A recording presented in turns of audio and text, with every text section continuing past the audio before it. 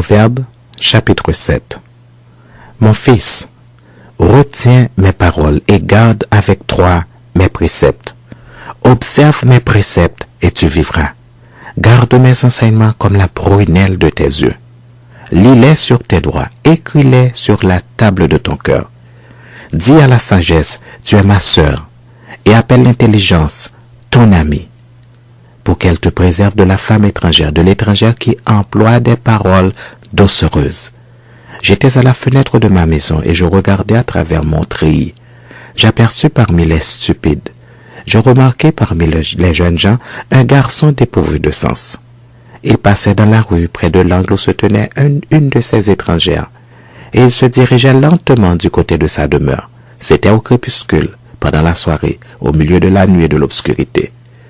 Et voici, il fut abordé par une femme ayant la mise d'une prostituée et la ruse dans le cœur. Elle était bruyante et rétive. Ses pieds ne restaient point dans sa maison, tantôt dans la rue, tantôt sur les places, et près de tous les angles. Elle était aux aguets. Elle le saisit et l'embrassa, et d'un air effronté lui dit: « Je devais un sacrifice d'action de grâce. Aujourd'hui j'ai accompli mes vœux. C'est pourquoi je suis sorti au-devant de toi pour te chercher, et je t'ai trouvé.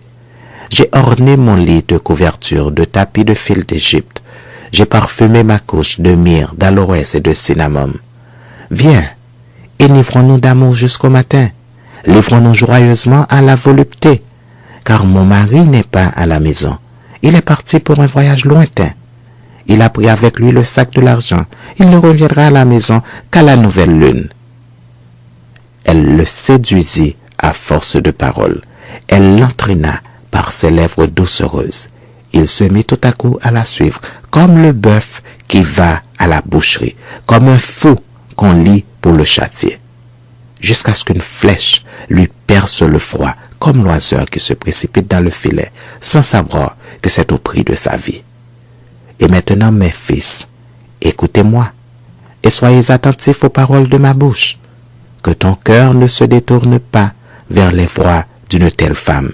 Ne t'égare pas dans ses sentiers, car elle fait tomber beaucoup de victimes.